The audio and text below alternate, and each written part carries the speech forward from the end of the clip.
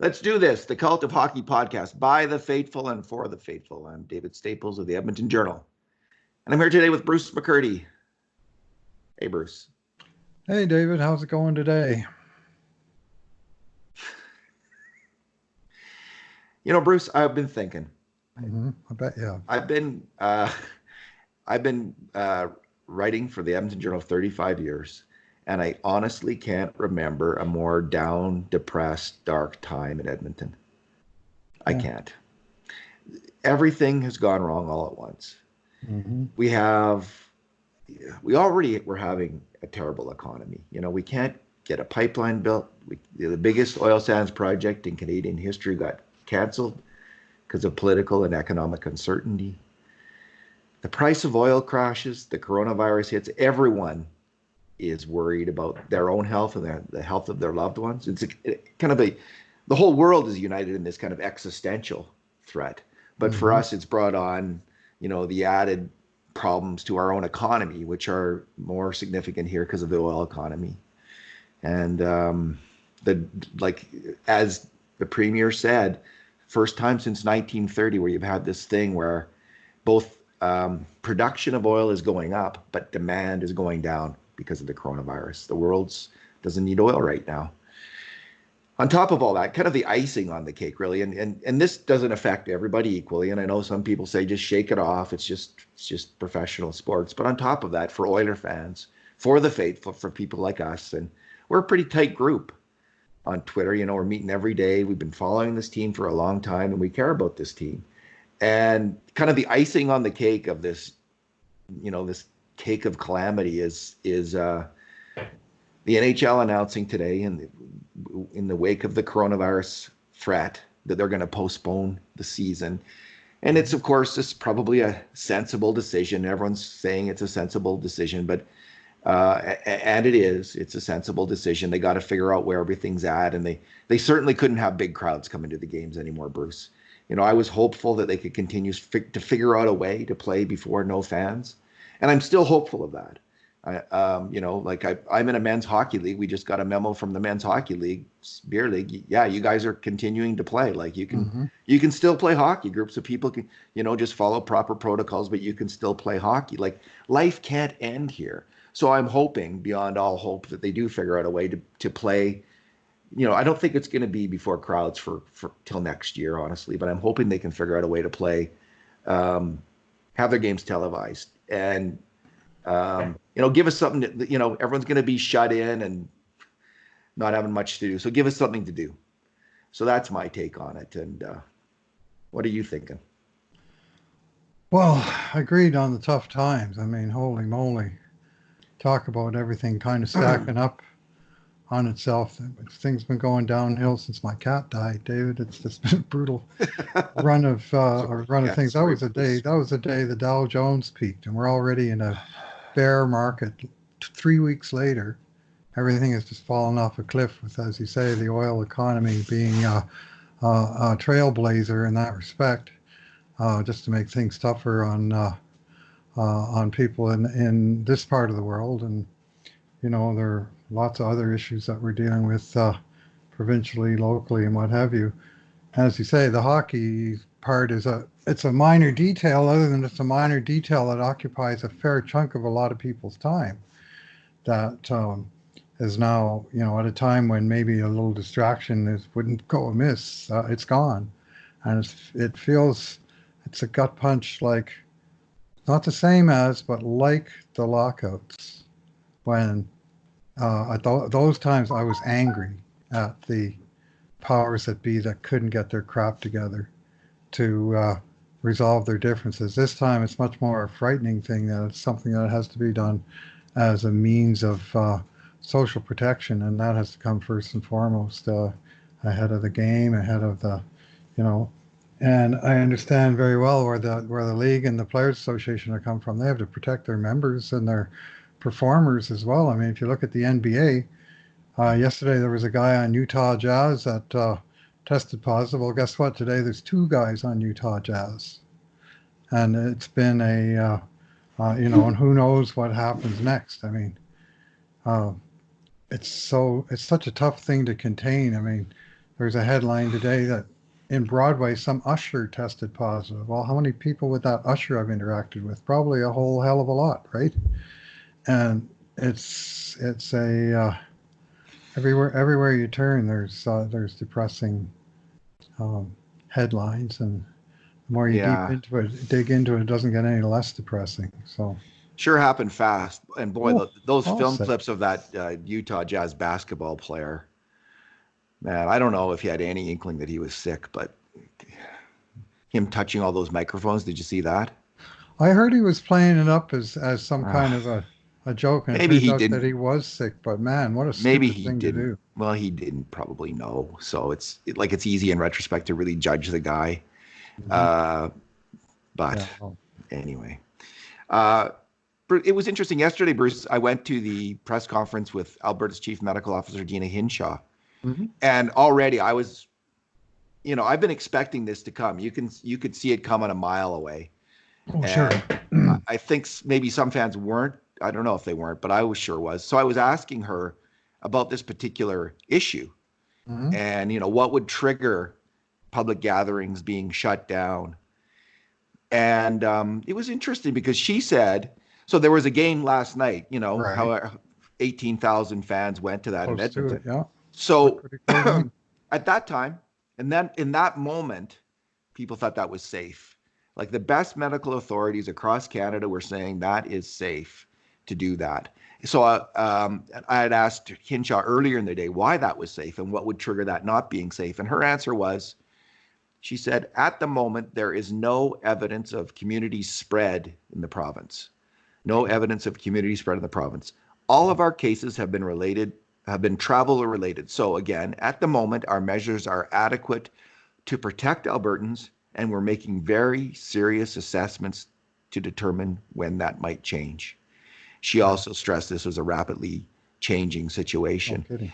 So there was no doubt in my mind that if a player in the NHL um, got the got the virus, um, they would have to take this kind of action. I wasn't expecting it without that. Nonetheless, it does make sense, I think, to Oh, test everybody in the league. Like get everyone tested. That's step one, right? See where everybody's at. And but Bruce, I don't like honestly. I think the season's going to be canceled. I don't see. Maybe there's going to be a way to play the games before no crowds. They're doing that in Russia right now. I understand the KHL playoffs are going on right now. oh, No crowds. I just saw a okay. video of it today.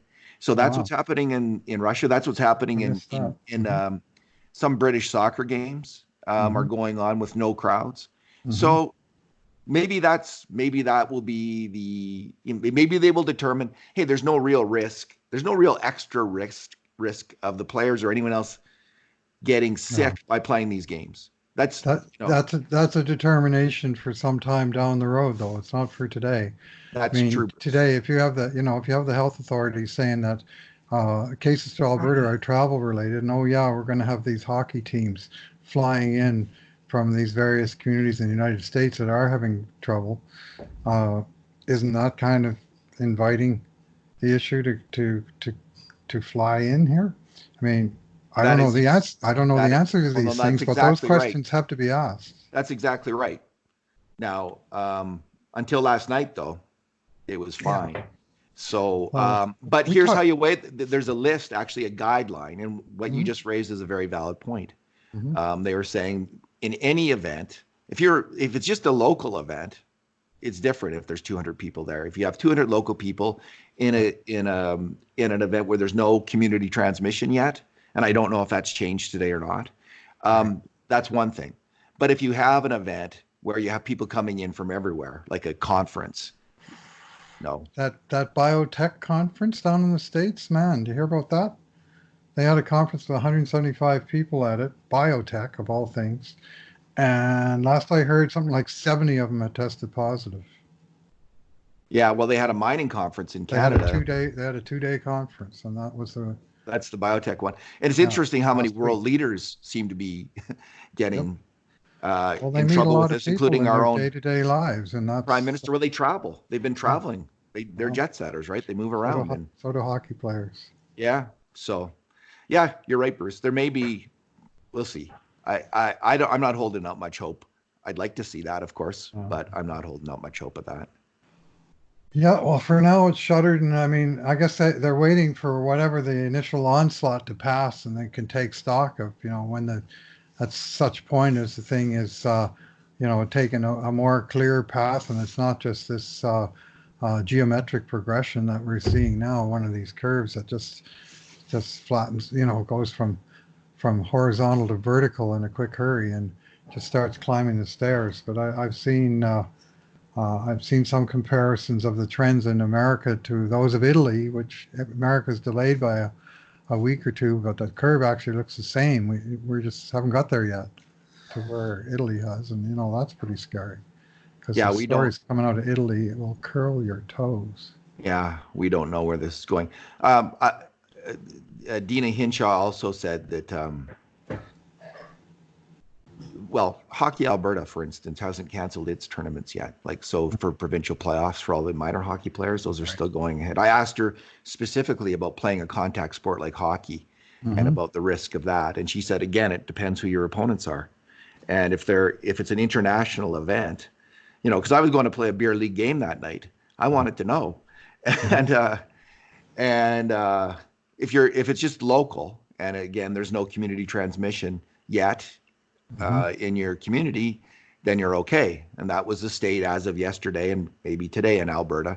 But again, if it's international competition, it's interesting that in the States, it was the authorities in first Ohio and then first Santa Clara County and then California. Ohio who ordered.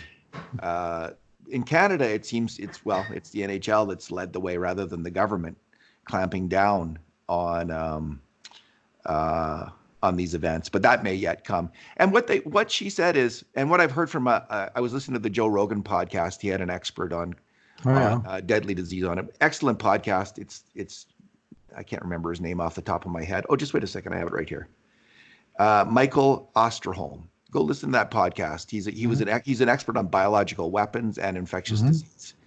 So they both made the point of, in terms of if you're going to institute these things like a shutdown of public gatherings or like send all the kids home from school, you gotta have to be very careful about these things and the implications they're going to have. Like Osterholm talked about the impact on healthcare workers with kids in school. Like the most important thing right now, Bruce, isn't the health of our hockey players. It's the health of our healthcare workers. 100%. They've got to stay healthy, and they don't have hired help at home, most of them, to take care of their kids. If they're home from school, that's a major problem for a lot of people. So if we're going to take huge steps like shutting down schools, shutting down public gatherings, we've got to think hard, because these measures could be in place for a long time, not just for a few weeks, but for months and months and months.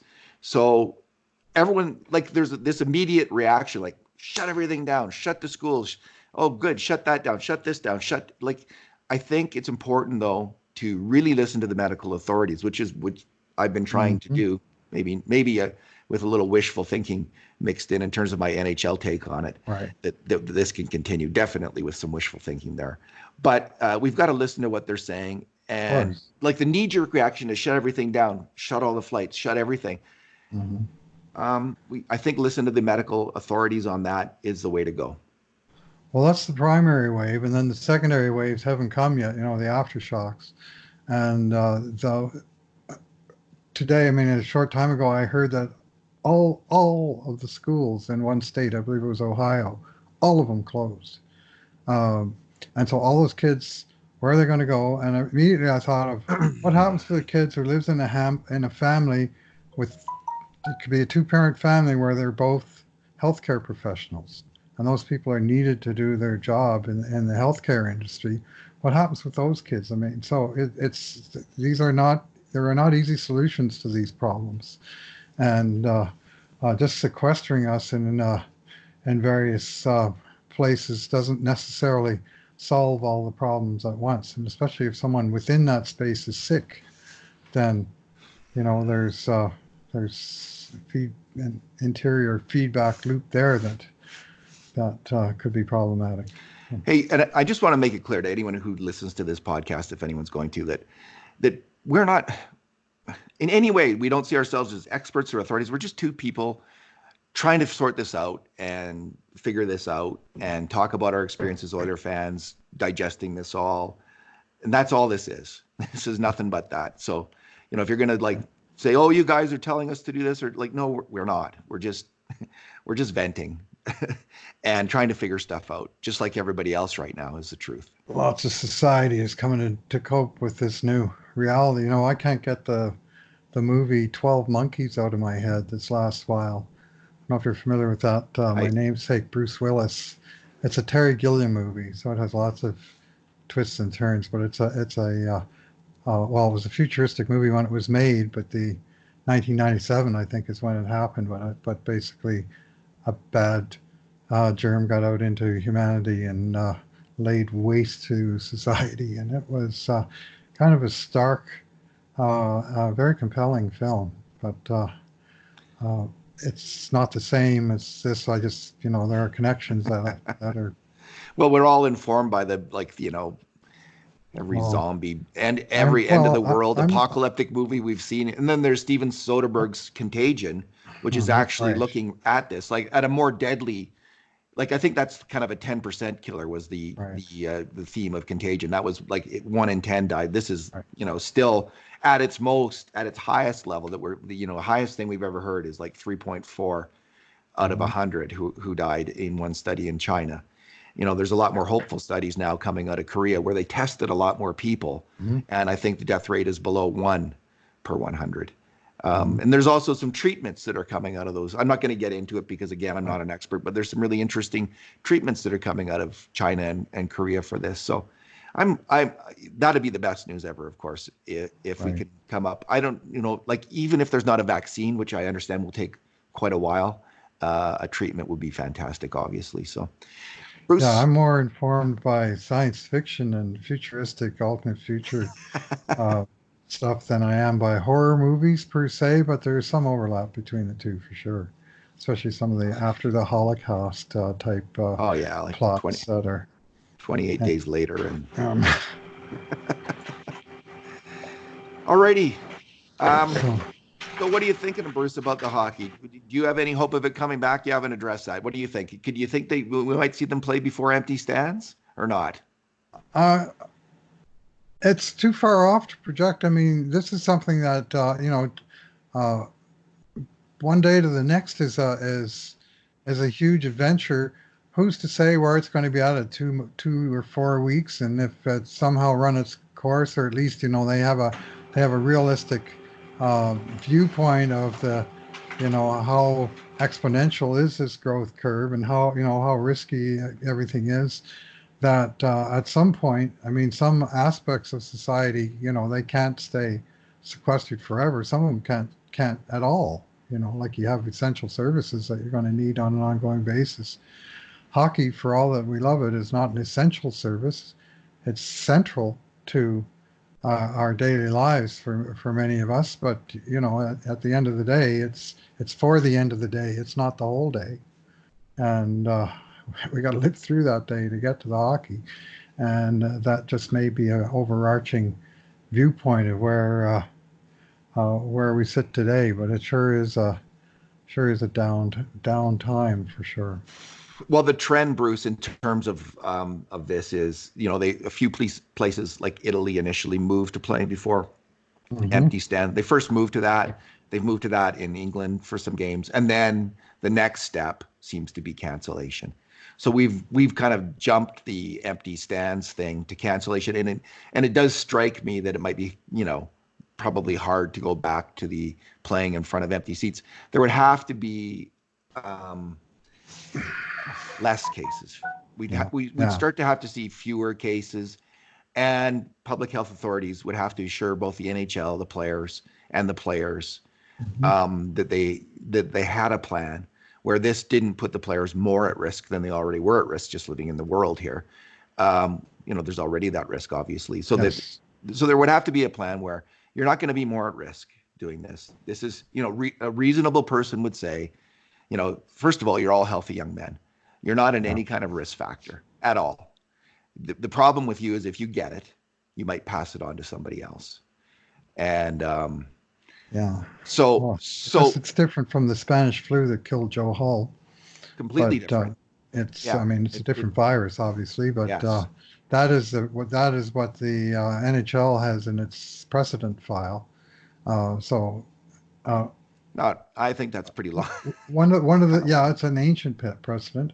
Yeah. One of the things that I found frankly encouraging today was a full 100% agreement between the NHL's position and the NHLPA's position, where the Players Association came out fully supportive of not playing, playing games when it's safe and looking forward to playing in front of all our fans in all our cities as soon as possible, kind of pipe dream at the end of it. But it seemed that their statement had its priorities in the right place, and encouraging that that at least the two sides aren't bickering among themselves like say Democrats and Republicans about who's doing what, but instead they're actually on board with this has got to be done. And there's such a groundswell, David. Maybe it's all wrong, but um, it, I mean, all those leagues in all those countries. I mean, yesterday at lunchtime, you and I had a conversation on the phone, and we talked about uh, the situation and how it might uh, affect hockey. And we talked about a couple of these alternatives. And right after I hung up the phone, I saw on the news that the Golden State Warriors were supposed to play to an empty barn for their very next game, and I nearly called you right back and said it's already coming. And by last night, the NBA pulled the plug while two teams are actually on the floor preparing to play one another. And the NHL played out their games last night, but it's just been a groundswell, and it's um, the tennis. They completely canceled tennis till the end of April. They canceled, I think, auto racing. Any sort of significant sport. All the basketball tournaments and the conference finals and all those different American conferences. The Big Eight, the Big Ten, Ivy League, and all those all canceled. And it seems to be the uh, caution is the watchword that if we're going to stop, we need to stop. And some of the things we need to stop are these big events, and it's not just sports. It's uh, Broadway plays. All the big comedians. Celine Dion canceled her concert. Jerry Seinfeld canceled his performance. And on you go. And then of course you got the real potential horror stories of the prime minister's wife being sick, or the Tom Hanks and Rita Wilson being sick, or you know, this quick spread of the illness from one to two to who knows how many tomorrow NBA players, where, you know, it seems to be quite virulent that once somebody gets it in an enclosed space, that it spreads fast. So my approach to social distancing isn't just going to be to sit in my house and watch the world go by. I'm going to go for my daily walk, and that distances me more from society than anything. You encounter a person once in a while as you breeze on by them, but it's still a beautiful world out there.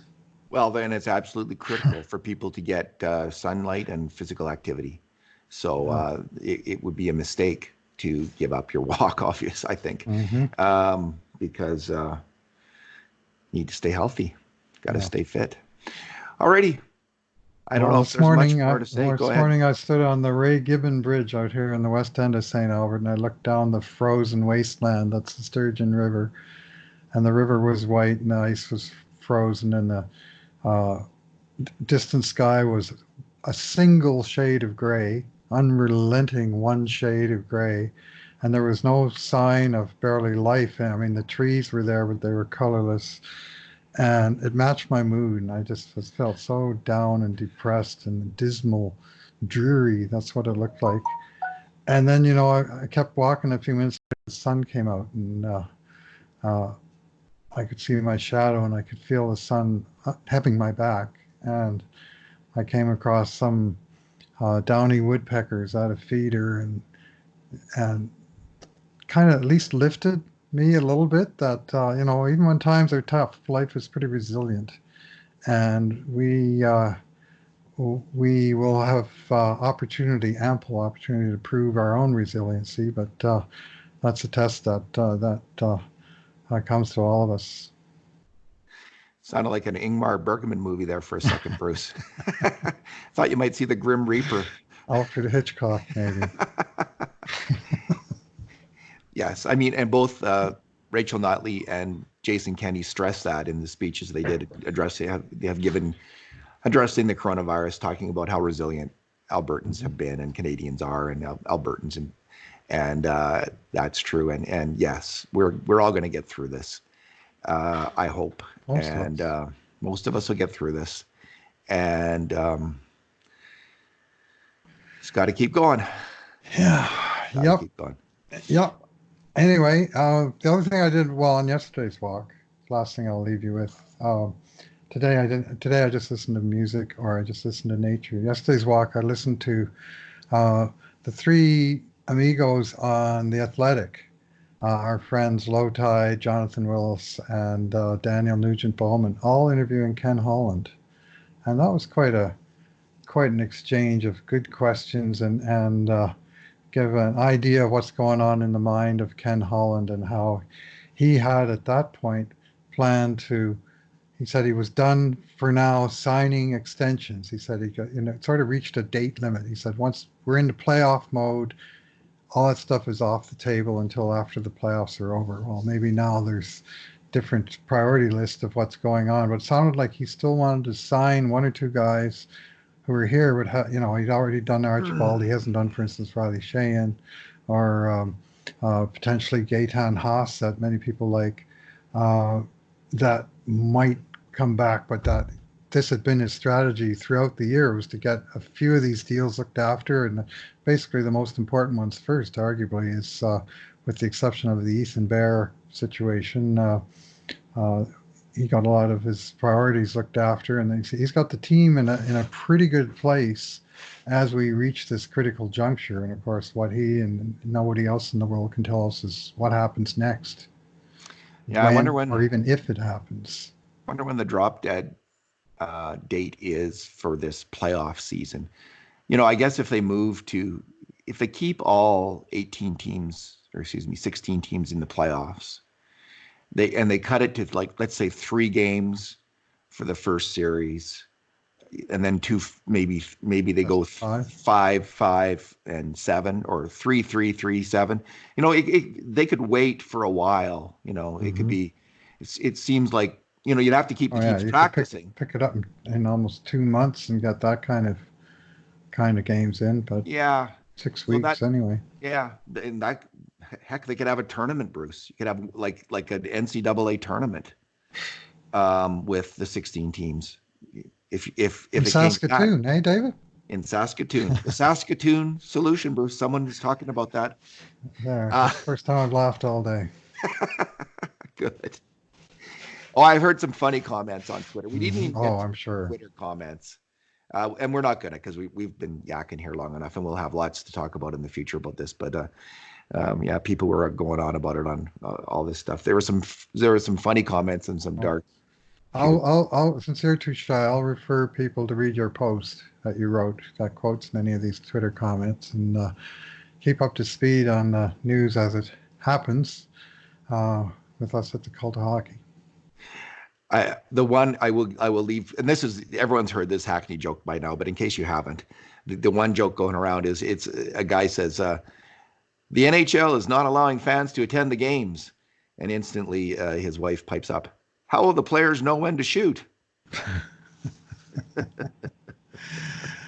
I'll leave you with what I said to my wife. We heard this morning that they canceled all practice and sent the referees home. And I said the referees have been on vacation since last week at minimum. I heard the Oilers sent them a video, I understand. I just read this on Twitter. This is like Twitter gossip. I don't know if this is true or not, but apparently the Draisaitl hit with 45 seconds No. or something else. A couple of weeks ago they sent him a video, I understand. Now this could be not. That didn't work. No, it did. They had 3 power plays since then. Hey, there's the upside. We don't have to watch that crappy refereeing anymore, and it doesn't have to give us head grinding headaches to watch it. So or conniptions. All right. Well, Bruce, we will soldier on, man. Keep going on those walks. I will do the same. I will do the same. Won't miss them. All right. Thanks for listening, everyone. Yeah, always a pleasure to talk to you, Bruce. And in the meantime, and in between times, this has been another edition of the Cult of Hockey podcast.